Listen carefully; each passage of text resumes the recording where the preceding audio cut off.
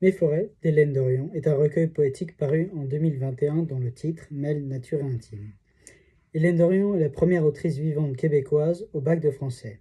Elle a un passé universitaire important avec de nombreuses récompenses.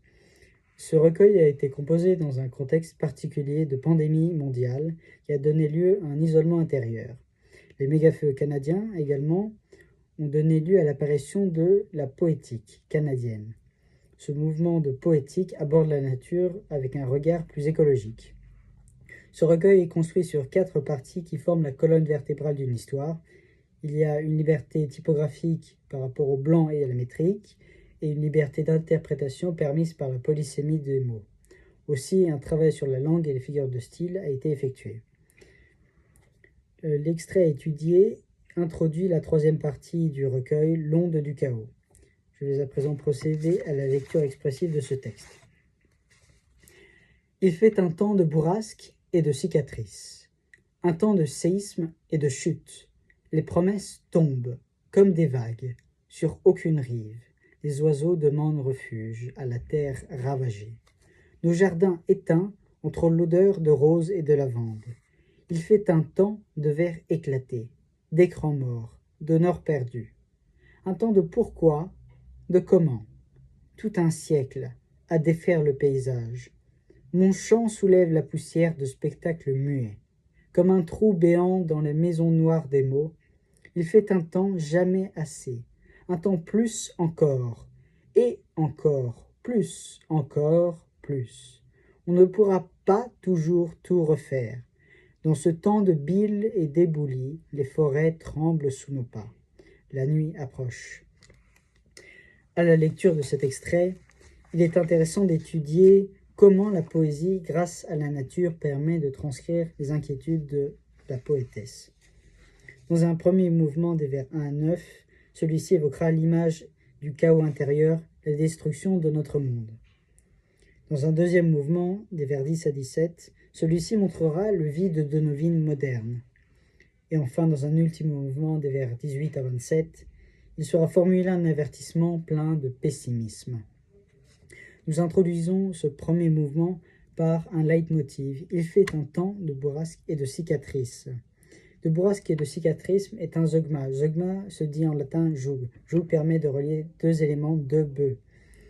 Et cela fait coexister un élément concret et abstrait. Cela dessine un chaos physique avec les cicatrices et immatériel avec bourrasque. Un temps de séisme, cicatrisme, chute, bourrasque, des sonorités sifflantes, les vers imitent le bruit du vent. Cela crée un chaos sonore. Il y a une ellipse au vers 2 dans ce distique avec « il fait » qui est retiré. Cela permet de créer une accumulation du chaos. Dans le septin qui suit, les promesses tombent. Les promesses évoquent le futur puisque pro en latin se dit devant. Comme des vagues, la comparaison de la chute des promesses aux vagues qui s'abattent sur les récifs de la réalité est édifiante. Cela donne l'image d'un futur néfaste. Les promesses qui avancent évoquent l'horizontalité par les promesses, et les promesses qui tombent, à l'inverse, la verticalité. Cela crée un tumulte des images, en quelque sorte. Sur aucune rive, le complément circonstanciel de temps au vers 5 est polysémique puisqu'il peut être employé avec comme des vagues sur aucune rive, ou avec les vers suivants, sur aucune rive, les oiseaux demandent refuge à la terre ravagée.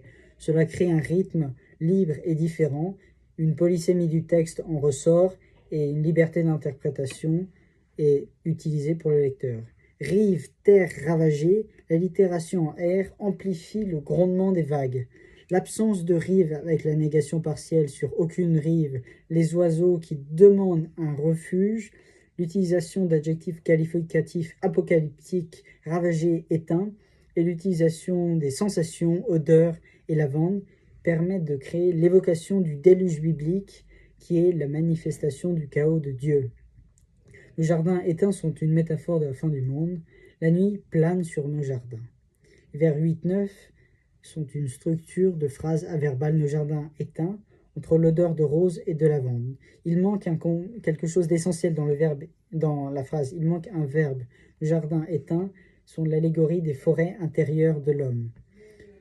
Ce septin est plein de pessimisme croissant, on le ressent Cela est d'autant plus accentué que dans le distique.